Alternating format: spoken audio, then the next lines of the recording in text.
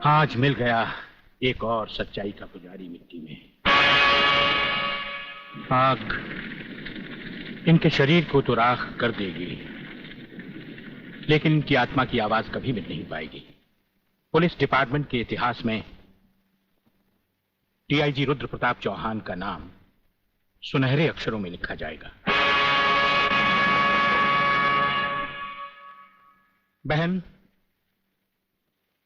भगवान की मर्जी के सामने इंसान बेबस है। मुझे आपके परिवार के साथ पूरी हमदर्दी है। बहुत हो गई हमदर्दी। मंत्री साहब, ये भाषण बंद कर दीजिए। कुछ ही दिनों के बाद आप ही के डिपार्टमेंट के लोग जब इनका घर खाली करवाने जाएंगे ना, तब मैं पूछूंगा आपको हमदर्दी के बारे में। Bagle, control yourself. जब तक हमारे डिपार्टमेंट के गद्दार और खादी के कपड़े के पीछे छिपे हुए दरिंदे जिंदा रहेंगे ना, ये चिताएं ऐसी ही जलती रहेगी, एक के बाद एक। कुछ चंद सिक्के मिलेंगे भाभी को सरकार की तरफ से भविष्य के लिए। Bagle, stop it. बोलने दो इसे, ठीक ही तो कह रहा है। लेकिन मैं वचन देता हूं कि डीआईजी रुद्र प्रताप की कुर्बानी व्यर्थ नहीं जाएगी। मैंने दिल्ली में केंद्र सरकार से बात कर ली है। इनकी हत्या की तुरंत ही न्यायिक जांच होगी। आज तक कौन सी कमेटी ने सही जांच करके मुजरिम को सजा दी है? यह आपकी कमेटी समिति की जांच की फाइलें होती है ना, ये ढुलमुल सरकार बदलते ही गुम हो जाती है। न्यायिक जांच करेगी दिल्ली, अंधी और वैरी दिल्ली। ये दिल्ली बस मुंह है इसलिए पटर पटर करती रहती है। ये करना है, ये होना चाहिए, हमें दिखाना है। बस दिल को तसल्ली देने के लिए अच्छा लफ्ज है दिल्ली। इंस्पेक्टर वागले, मैं तुम्हें सस्पेंड करता हूं। बस सस्पेंड होते होते मैं थक गया हूं। निकाल दो मुझे नौकरी से। सच्चे पुलिस की या तो मौत होती है या तो सस्पेंड किया जाता है। इस वर्दी ने मेरे हाथ काटे, वरना एक एक के गले चीर देता मैं।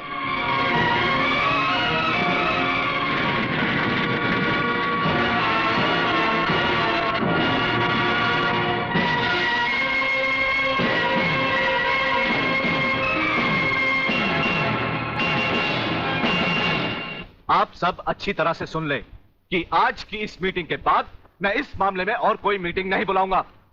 आज हमें इसी वक्त एक ऐसा डिसीजन लेना होगा जिससे कि हम देशद्रोहियों को जड़ से ही उखाड़कर फेंक सके। सर, बात अब इतनी आगे बढ़ चुकी है कि पुलिस और लोकल गवर्नमेंट के बस के बाहर है। अब सिर्फ एक ही रास्ता है sir, military force. Mister Menon, आपकी क्या राय है? सर, मिस्टर सिन्हा ठीक कह रहे हैं। सर, इसके लिए हमें पूरी मिलिट्री फोर्स भेजने की जरूरत नहीं। ये काम एक ऑफिसर सिर्फ अकेला ही कर सकता है। सिर्फ एक? यस सर, सिर्फ एक। वो शेरों का शेर है और राजाओं का राजा। हमारी पूरी मिलिट्री फोर्स को उस पर नाज है। उसने जिंदगी में कभी किसी चीज से हार नहीं मानी, इसलिए उसे वन मैन आर्मी कहा जाता है। कौन है वो? ब्रिगेडियर सूर्यदेव सिंह।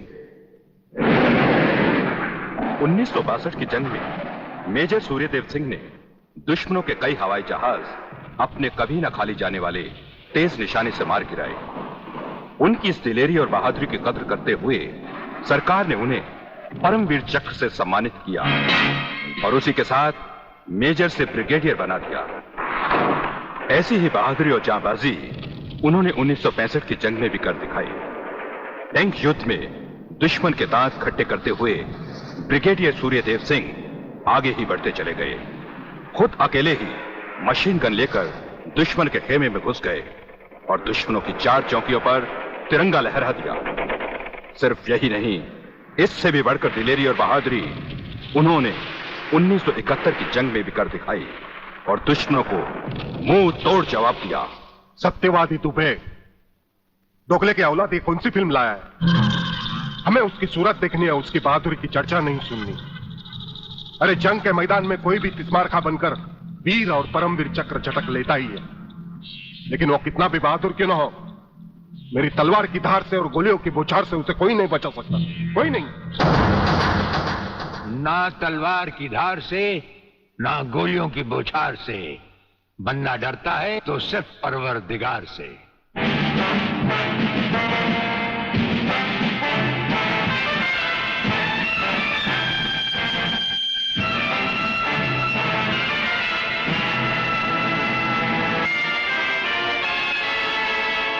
ब्रिगेडियर सूर्यदेव सिंह? अच्छा, तो यही है तुम्हारा ब्रिगेडियर सूर्यदेव सिंह। ढूंढ डालो इसे। खबरदार, कोई हिलेगा नहीं। हमारे कमांडोज ने तुम्हारे सब साथियों को घेर रखा है। स्वामी जी, जरा अपने पीछे भी नजर डालो। ये कमांडो बड़ा खतरनाक है। तुम्हारा बाप है, पत्ता हिलने से पहले ही पेड़ काट डालता है। तुम्हारी भलाई अब इसी में है कि बिना हिले जुले खामोश खड़े रहो।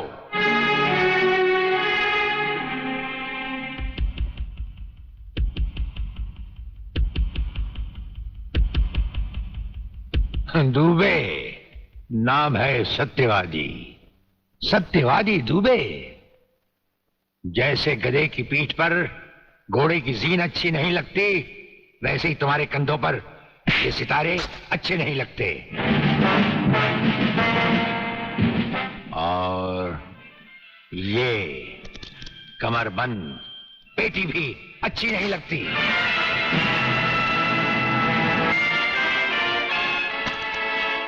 अब वो कसम याद करो जो तुमने खाई थी ये वर्दी पहनने से पहले। हम कसम खाते हैं कि हम पूरी ईमानदारी और वफादारी से देश और कानून की रक्षा करेंगे।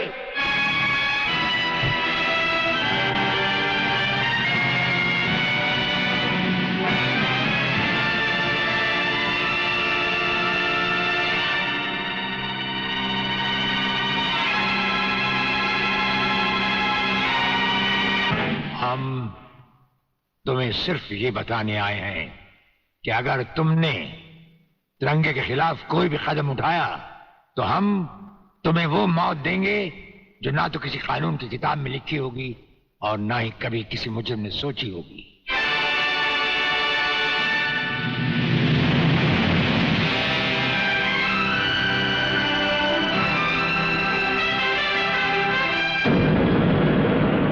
एक बार वो मास्टर दीनानाथ मेरे हाथ में आ जाए, उसके बाद उसका बेटा खुद ब खुद खिंचा चला आएगा।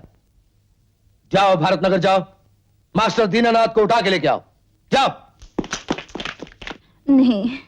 चलो, अपने लिए ना सही, अपने शरीर के अंदर जिस नई आत्मा को तुमने जन्म दिया है उसकी खातिर खा लो। मैंने आपसे कितनी बार कहा है, जब तक राजू वापस नहीं आते मैं खाना नहीं खाऊंगी। ये बात है। ठीक है, तो ये रहा तुम्हारा राजू।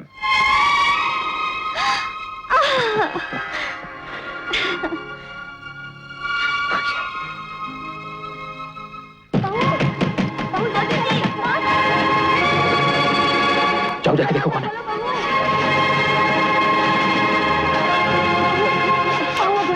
पकड़ने के लिए आया। क्या हुआ? तुझे कहाँ ले जा रहे हैं? कहाँ ले जा रहे हैं?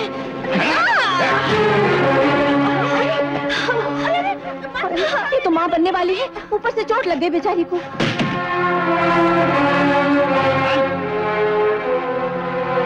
साला बुढ़ा होकर जवानों जैसा नखरे करता है। चल। हो जाता है। चल। बंद हो गया।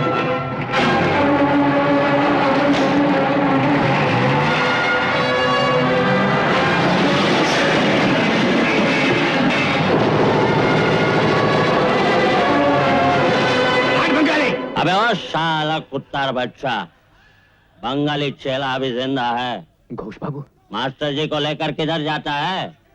सीधी तरह हट जा वरना तेरा टुकड़ा कर देंगे। ये बंगाली का बच्चा है।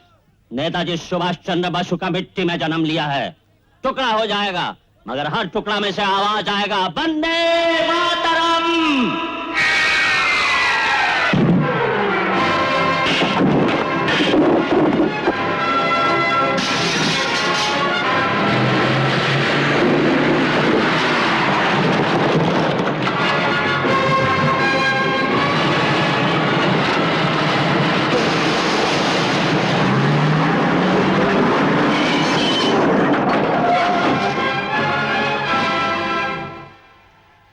अरे कुत्तियों, आज तक कोई दुश्मन सरहद पार करके अंदर नहीं आ पाया, और अगर अंदर आया भी तो फिर बाहर वापस नहीं जा पाया।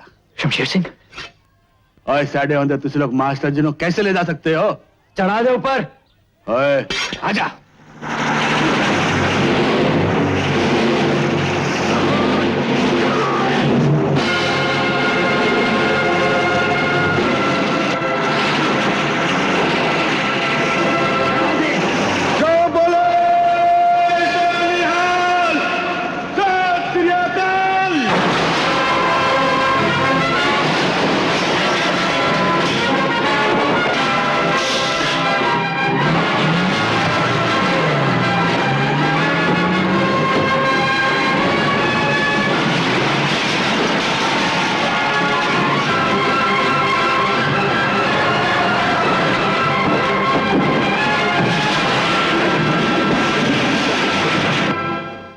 अरे किधर लेकर जाता है हमारे मास्टर को? है इधर अली का गुलाम गुलाम अली खड़ा है, आगे बढ़ेगा ना तो नली तोड़ देगा। क्या अली मदद!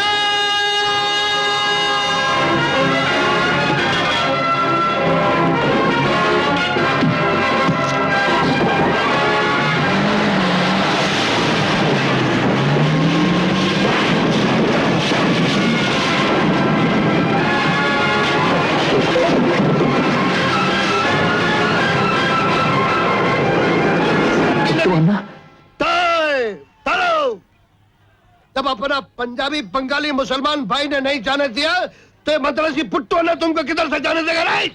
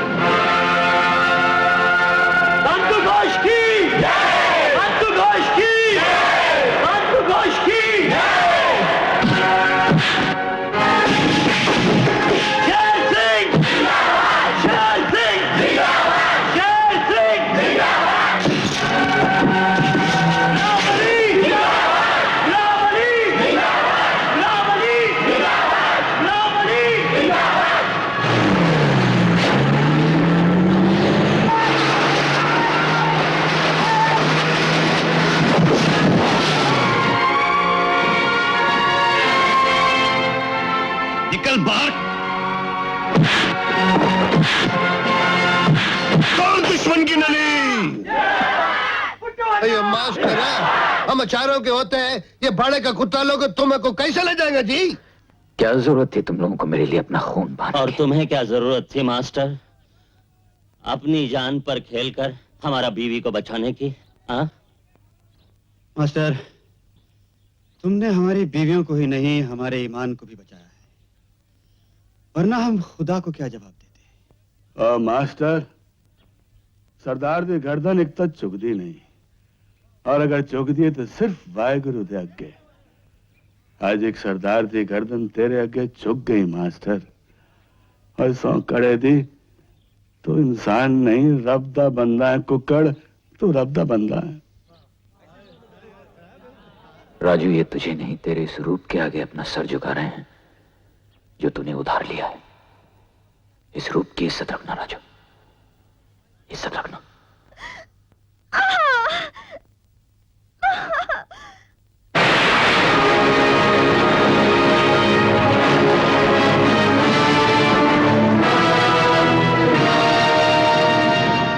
मास्टर,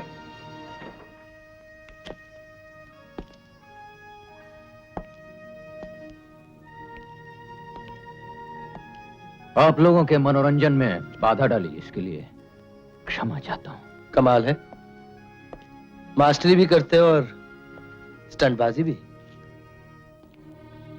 ठाकुर प्रताप सिंह, तुमने मेरे पीछे कुछ कुत्ते भेजे थे, उन्हें उठाकर लाया हूं इस गाड़ी में। लगता है तुम इन्हें हड्डियां ठीक से खिलाते नहीं हो, बहुत कमजोर हैं बेचारे। अब खिलाऊंगा मास्टर, तुम दोनों बाप बेटों की हड्डियां तोड़ तोड़ के खिलाऊंगा। तो फिर इंतजार किस बात का? तुम्हारे बेटे राजू का।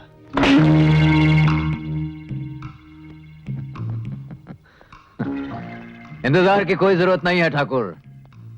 बाप बेटे दोनों इस जमीन के ऊपर और इस छत के नीचे मौजूद हैं। तुम्हें किससे मिलना? मास्टर दीनानाथ से या उनके बेटे राजू से? Kill him.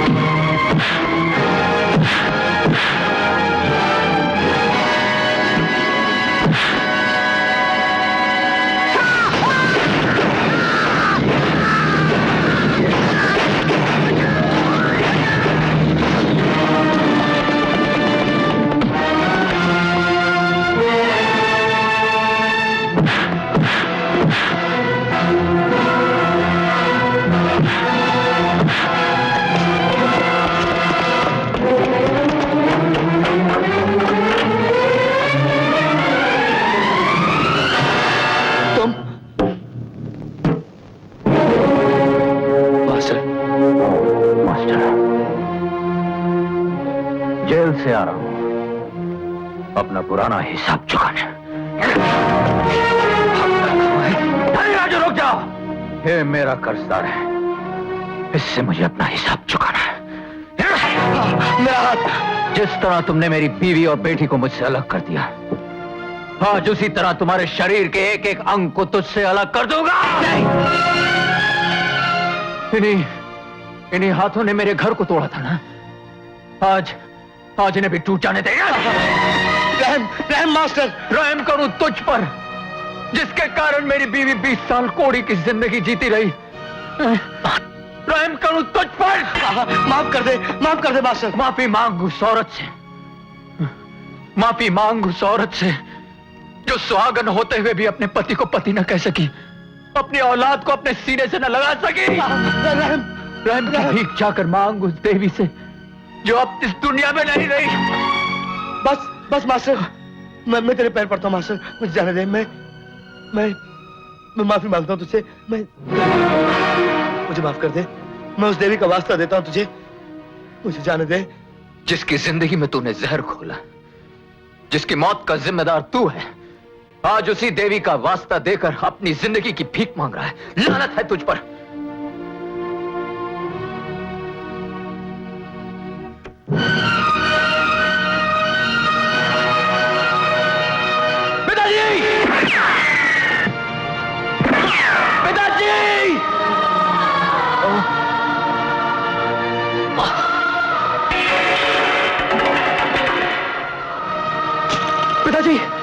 पिताजी, हैंड्स अप पिताजी। ये तो तू बचपन से बोलता है मुझे,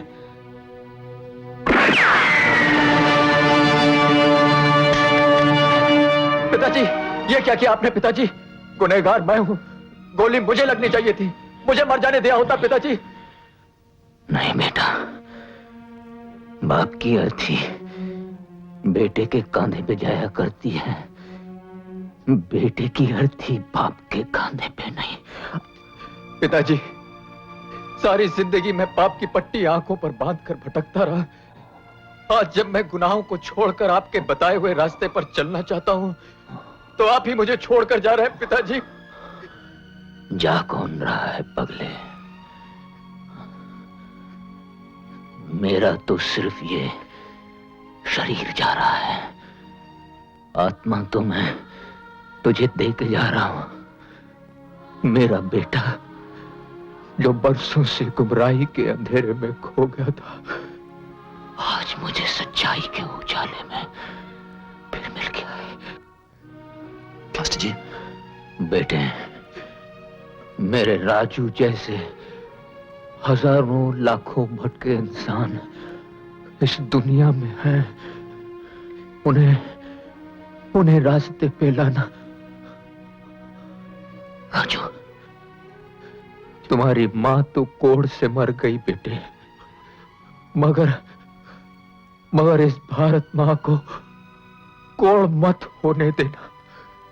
इसके सीने पर कोढ़ फैलाने वाले वतन फरोशों को खत्म कर देना, खत्म कर देना उन वतन फरोशों को।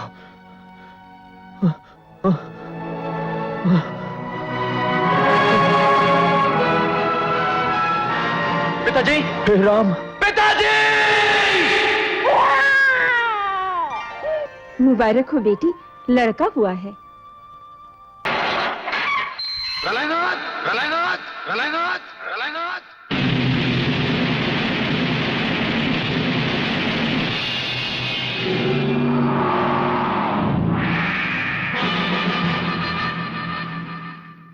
मेरे दरवाजे पे कुत्तों को भौंकने की इजाजत नहीं है। ये शेर की दहाड़ है। अगर नहीं सुनी तो आके फाड़ कर नीचे देख।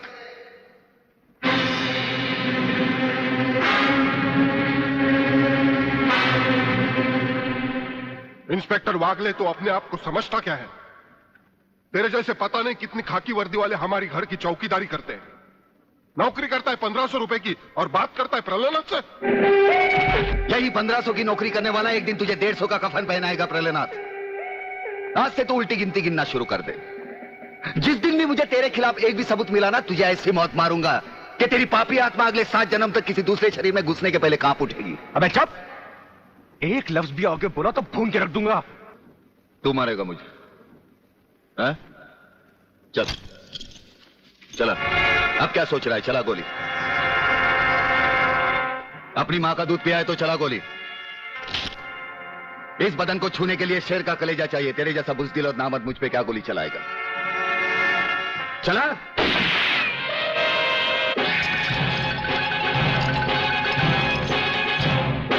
पुलिस अफसर पर गोली चलाने के जुर्म में मैं तुझे गिरफ्तार करता हूं। प्रलयनाथ जरा भी हिले तो इसकी खोपड़ी खोल दूंगा।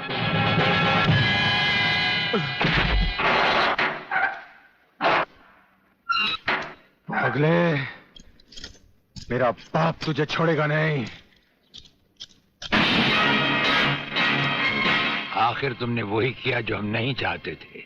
आज तक एक बात मेरी समझ में नहीं आई। आखिर आप चाहते क्या है?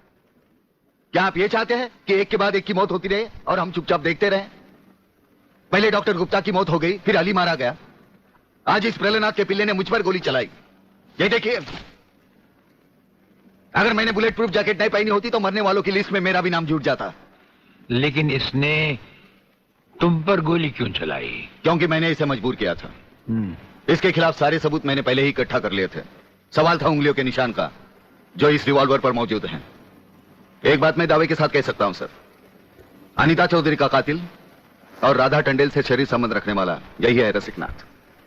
डीआईजी के बेटे संजय को फंसाया है क्योंकि वो अपने बाप के कातिल का चश्मदीद गवाह है। वागले, अब हम इसे उस अस्पताल में ले जाएंगे जहां इसके अंदर के छुपे हुए राज एक बीमारी की तरह बाहर आ जाएंगे। जीवनलाल टंडेल, प्रलयनाथ को इतना बेवकूफ मत समझो। सारे शहर के पुलिस स्टेशन से पता लगाकर ही तुम्हें फोन किया है। अगर होम मिनिस्टर होते हुए तुम्हें यह पता नहीं है तो मुझे कल तुम्हारा रेजिग्नेशन चाहिए, समझे? अरे जानते हो बब्बन और उसके साथियों ने जबान खोल दी तो सूर्यदेव सिंह हमारे लिए नर्क के दरवाजे खोल देगा। जल्दी से पता लगाओ और उन सबको छुड़वाओ। Yes, DCP Pathania speaking. अरे इंग्लिश को मारो गोली और हिंदी में समझो। मैं जीवन लाल बोल रहा हूं, जीवन लाल टंडेल। ओ सर, आप कहिए, क्या हुक्म है सर? मुझे सिर्फ 1 घंटे में यह बताओ कि सूर्यदेव सिंह ने जिन जिन को गिरफ्तार किया है वो सब कहां हैं, और मुझे 4 घंटे के अंदर अंदर उन सब की जमानत चाहिए, समझे? मगर सर, सूर्यदेव सिंह के बारे में जितनी जानकारी आपको है उतनी ही हमारे डिपार्टमेंट को, और हम उससे ज्यादा कुछ पूछ भी नहीं सकते क्योंकि यही हाई कमांड का ऑर्डर है। वो रहता कहां है? वो भी नहीं मालूम। ये भी नहीं मालूम तो फिर ये बताओ कि वो मिलता कहां है? मैं उससे आज ही मिलना चाहता हूं। सर, वो रोज सुबह सीबीआई ऑफिस में 12 और 1 के बीच में आते हैं सर। सर, ये लिस्ट उन लोगों की है जिन्हें आपसे मिलना है।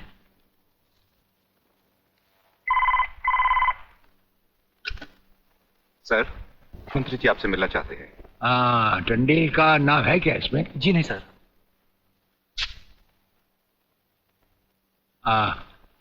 आज तो हम अपना 1-1 मिनट दूसरों को दे चुके हैं, दम लेने की भी फुर्सत नहीं होगी। ऐसा करो, मंत्री जी को कल दोपहर के बाद की कोई भी अपॉइंटमेंट दे दो। Okay sir. Sir, you can't meet him today. अरे अंग्रेजी को मारो गोली और हिंदी में समझो। इस राज्य के मंत्री से मिलने के लिए उसके पास वक्त नहीं है। मैं पूछता हूं वो हमारी खाता है या हम उसकी? इसमें आपकी और हमारे खाने की बात कहां से आ गई?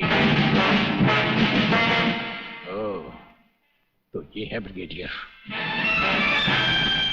आप यहां अचानक आ पधारे हैं और हम आज का सारा वक्त औरों को दे चुके हैं।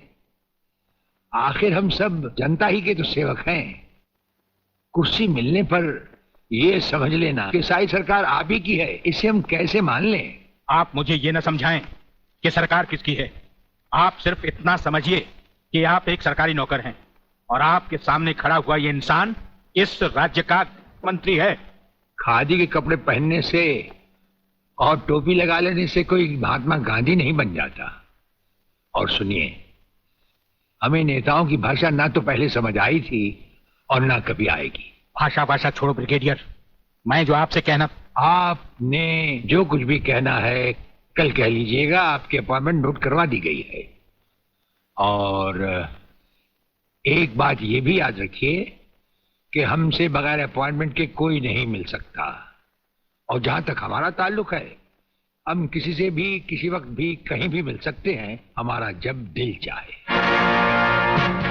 शायद आपने वो लेटर नहीं पढ़ा जो सेंट्रल गवर्नमेंट ने आपको भेजा है। उसमें खासुल खास ऑर्डर है कि हमारे किसी भी काम में कोई भी दखल अंदाजी नहीं कर सकता। नमस्कार। नमस्कार।